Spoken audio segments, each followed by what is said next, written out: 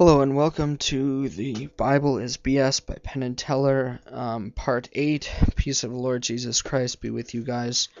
Let us continue on. We're in the last one we were talking about the fall of civilizations that are disobedient to their parents, and that the family structure is very important, and this is what the Bible in the Old Testament was showing us, and why keeping it is very important. And a major problem in the West, why we are now falling, is because of that.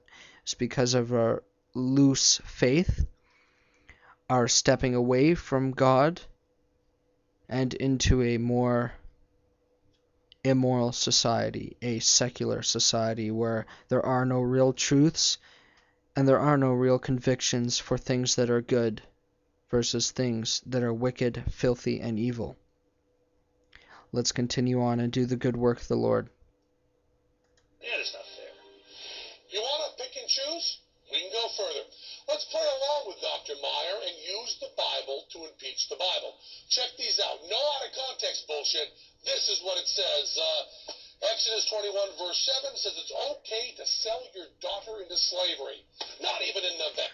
Okay, first of all, the slavery in the Bible is very, very different from the slavery, perhaps, how Islam teaches, the slavery as it was in the United States, and the slavery that was around the people in Israel.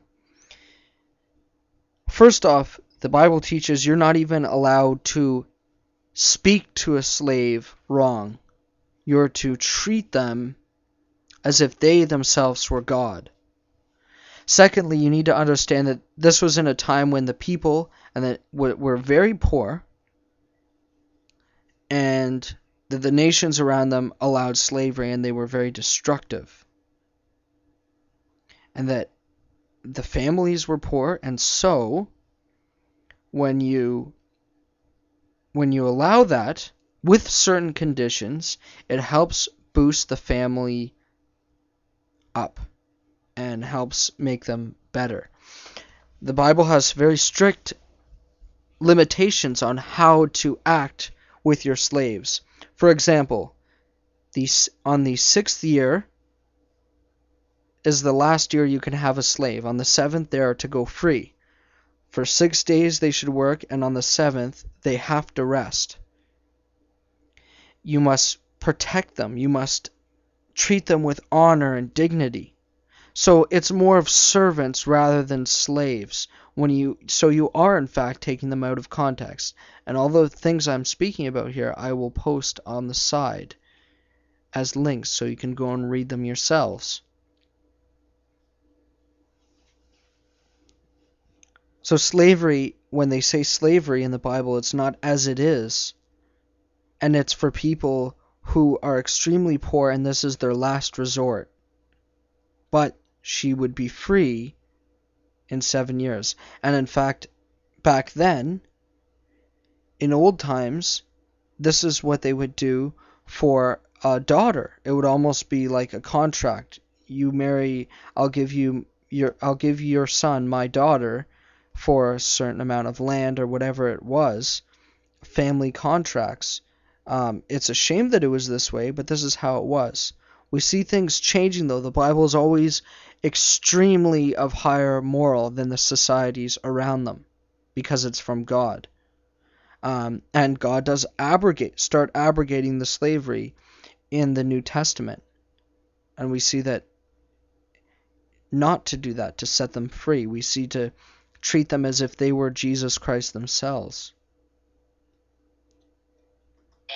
Exodus 35 verse 2 clearly states that anyone working on the Sabbath should be put to death.